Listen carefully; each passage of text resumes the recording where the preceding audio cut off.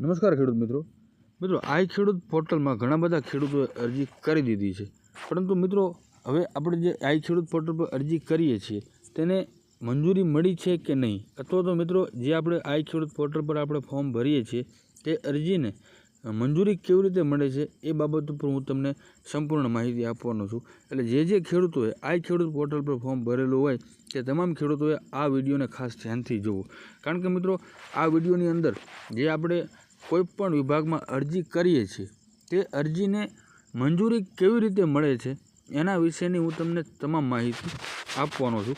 તો મિત્રો વિડીયોની આપણે શરૂઆત કરીએ। મિત્રો આ ખેડૂત અરજીની મંજૂર કરવાની સંપૂર્ણ પ્રક્રિયા ઘણી બધી લાંબી હોય છે। તેમાં મિત્રો સૌપ્રથમ તો આપણે બધાય આ ખેડૂત પોર્ટલ પર ઓનલાઈન અરજી કરીએ છીએ, જેમાં ખેડૂત આ ખેડૂત પોર્ટલમાં યોજના પસંદ કરે છે, પોતાની વિગતો ભરે છે અને જરૂરી દસ્તાવેજો એટલે કે આધાર કાર્ડ છે, 7/12 છે, બેંક પાસબુક છે, ફોટો છે, મતલબ કે તમામ પ્રકારના ડોક્યુમેન્ટ અપલોડ કરી અને ફાઇનલ સબમિટ કરે ત્યારબાદ આપણે એક અરજી નંબર જનરેટ થાય છે। મિત્રો અરજી સબમિટ થયા પછી જે આપણો અરજી નંબર જનરેટ થાય છે ત્યાર પછી આપણી અરજી તાલુકા કચેરીમાં આપણી અરજી અહીંયા પહોંચે છે। ત્યાર પછી અરજી સંબંધિત વિભાગ પાસે આપણી અરજી જાય છે। માનો કે તમે કૃષિ વિભાગમાં અરજી કરેલી હોય, પશુપાલન વિભાગમાં અરજી કરેલી હોય કે પછી બાગાયત વિભાગમાં અરજી કરેલી હોય, બરાબર। મતલબ કે જે વિભાગમાં તમે અરજી કરો છો તે વિભાગમાં આપણી અરજી પહોંચે છે અને તેના અધિકારી પોર્ટલમાં લોગિન કરીને આપણી અરજી જુએ છે। ત્યાર પછી મિત્રો ડોક્યુમેન્ટ વેરિફિકેશનનું સ્ટેપ આવે છે। અધિકારી પોતે ડોક્યુમેન્ટ વેરિફિકેશન કરે છે કે દસ્તાવેજો સાચા છે કે નહીં, જમીન ખેડૂતોના નામે છે, યોજના માટે પાત્રતા છે કે કેમ, બેંક વિગતો સાચી છે કે કેમ। જો મિત્રો આમાં કોઈપણ પ્રકારની ભૂલ જણાય તો અરજી જે છે એ પેન્ડિંગ રાખે છે અથવા તો રિજેક્ટ કરે છે અથવા સુધારો માંગે છે, બરાબર। મતલબ કે ડોક્યુમેન્ટ વેરિફિકેશનની તમામ પ્રોસેસ થાય છે। અધિકારી અલગ અલગ જે ડોક્યુમેન્ટ આપણે જમા કરીએ છીએ તેના ઉપર ચકાસણી કરે છે। ત્યાર પછી મિત્રો એક ફિલ્ડ વેરિફિકેશન આવે છે, એટલે કે સ્થળ તપાસ। મિત્રો ઘણી યોજનામાં અધિકારી સ્થળ તપાસ પણ કરવા માટે આવે છે, જેમાં અધિકારી પોતે ચેક કરે છે કે ખેડૂતે જે અરજી કરેલી છે તેમાં ખેડૂતે પોતે સાધન ખરીદ્યું છે કે કેમ। પશુપાલનમાં માનો કે અરજી કરેલી હોય તો ખેડૂત પાસે પશુ છે અથવા તો ડ્રીપ સ્પ્રિંકલર જે આપણે લાગેલું છે, ખેતી થાય છે કે કેમ। મતલબ કે તમામ પ્રકારની જે માહિતી છે એ સ્થળ તપાસ કરવા જ્યારે અધિકારી આવ્યા ત્યારે બધી માહિતી આપણે બતાવવાની રહે છે। ક્યારેક મિત્રો ફોટો અને GPS લોકેશન પણ લેવામાં આવે છે, બરાબર। મતલબ કે આપણી અરજી એપ્રુવલ મળવા માટેના આ અલગ અલગ સ્ટેપ છે, બરાબર।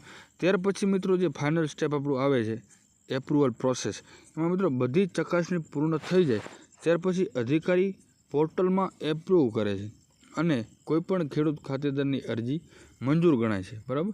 મિત્રો આવી રીતે અલગ અલગ જે સ્ટેપ છે તે પ્રમાણે બધી માહિતી આપણી કમ્પ્લીટ જણાય ત્યાર પછી આપણી અરજી જે છે એ ફાઇનલ સબમિટ થતી હોય છે। એટલે મંજૂરી પછી મિત્રો જે આપણી સહાય છે એ ડીબીટી દ્વારા બેંક ખાતામાં આવે છે, ક્યારેક બિલ અપલોડ પછી પણ પેમેન્ટ થતું હોય છે, બરાબર। એટલે અલગ અલગ જે જરૂરી વિભાગ જે છે એ તમામ પ્રકારની ચકાસણી કરે છે।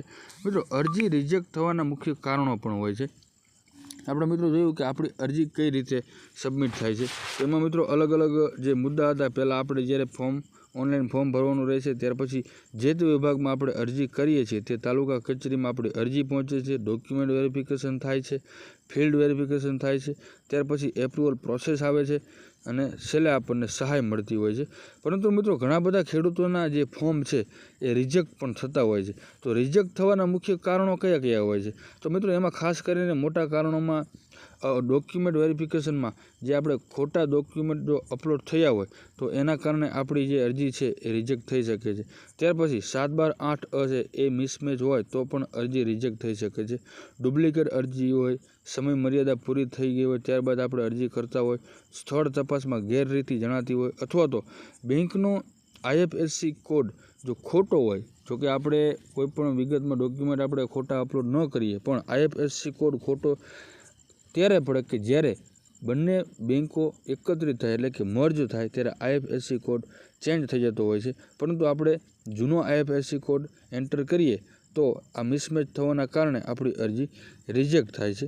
મિત્રો, અરજી ઝડપથી એપ્રુવ થાય એના માટે અમુક જે મુદ્દા છે, જેમાં PDF જે આપણે અપલોડ કરીએ છીએ ડોક્યુમેન્ટની, એ સ્પષ્ટ PDF અપલોડ કરવી જોઈએ, મોબાઈલ નંબર ચાલુ રાખવો જોઈએ, અરજી નંબર સાચવવો જોઈએ, તાલુકા કચેરીમાં ફોલોઅપ કરવું જોઈએ, ઓરિજિનલ ડોક્યુમેન્ટ આપણે તૈયાર રાખવો જોઈએ. બરાબર, મતલબ કે તમામ પ્રકારની આપણે આ અરજી ડોક્યુમેન્ટની જે ધ્યાનમાં રાખશું તો આપણી આ અરજી જે છે એ સરળતાથી એપ્રુવ થઈ જાય છે. બરાબર મિત્રો, આવી રીતે અરજી આપણી જે છે એ સબમિટ મતલબ કે ફાઇનલ અરજીને મંજૂરી મળતી હોય છે. બરાબર મિત્રો, કોઈપણ ખેડૂતે ફોર્મ ભરેલું હોય આઈ ખેડૂત પોર્ટલમાં અને કોઈપણ પ્રકારની મદદની જરૂર હોય તો આપણા આ વિડીયોની કમેન્ટ બોક્સની અંદર જરૂરથી કમેન્ટમાં પ્રશ્ન પૂછજો, તમને 100% મદદ પણ મળશે.